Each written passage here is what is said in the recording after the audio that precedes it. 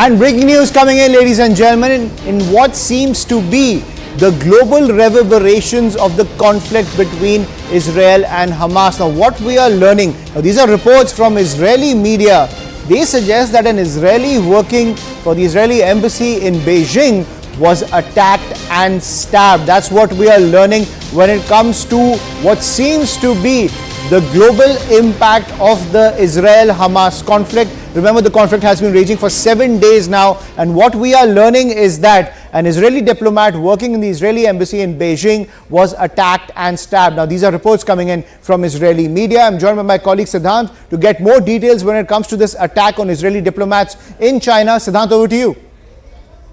Well, yes, that's right. So this is what Israeli media is reporting, that a diplomat who works at the embassy of Israel in Beijing has been attacked and stabbed by an unknown attacker. Now, this is a 4-line flash which is appearing on Israeli media and perhaps reflecting on Israeli media platforms. We don't have an individual independent confirmation of the same.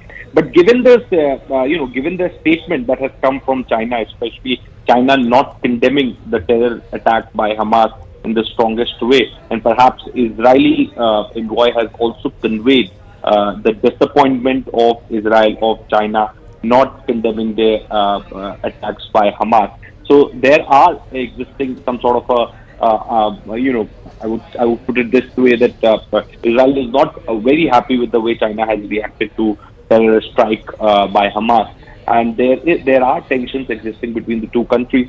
But this particular incident, if has happened, then perhaps the authorities in Beijing and the government of China will have to take it very seriously, because security of a diplomat on a foreign soil is a responsibility of the host government, and maybe there should be a security introspection, and the person behind this attack should be arrested and prosecuted as per the Chinese law, because the security of diplomat, I mean, this is what even India has been flagging off to the other countries when it comes to the issue of Palestine, that how Indian diplomats are being threatened, they are being intimidated, humiliated. The security of diplomat as per the Vienna Convention is something which all countries have to abide by, and it would be interesting to see that how Israel is going to flag it off, how Israel is going to raise this issue with the Chinese, and what is going to be the response of the China. But right now, it is just a primary information that we have received from the media in Israel. Let's see how developments take place. Right, and at the same time, Siddhant, when we look at the impact of the Israel-Hamas war, clearly reverberations in other parts of the world, because Israeli media is also linking this to the wider ISIS plot, because we've seen those ISIS flags being carried by many Hamas fighters, because ISIS gives a call to Muslims around the globe to target Israelis. Well, yes, that's right. And, the way this attack has taken place, it has nothing to do with the freedom of the Palestine. But they carried ISIS flag, and with the sophistication with which they attacked, coming in paragliders, using advanced capabilities.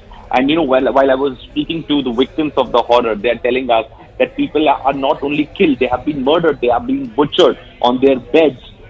Multiple shots have been fired at them so that their families cannot recognize them. So that was an intention. So that clearly establishes that Hamas is the new ISIS in the region, and perhaps the mindset, the Islamist jihadist mindset with which this has been executed, this terror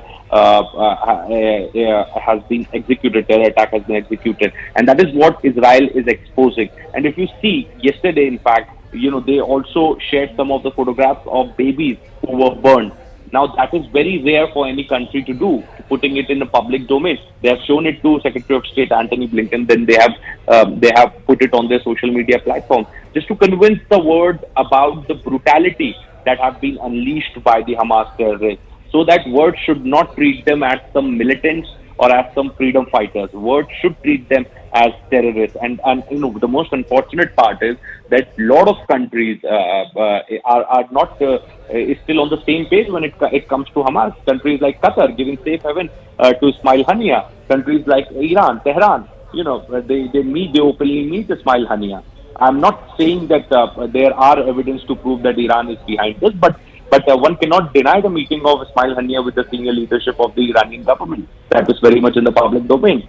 So that is what distinction Israel is trying to draw by putting out the pictures of those babies burned, butchered, the families and the stories of horror that we are putting out on our TV. That is what Israel is trying to do, so that not whole world, but at least the Western Bloc and the countries from the West Asia, Israel's immediate neighbor, come on the same page. Back to you.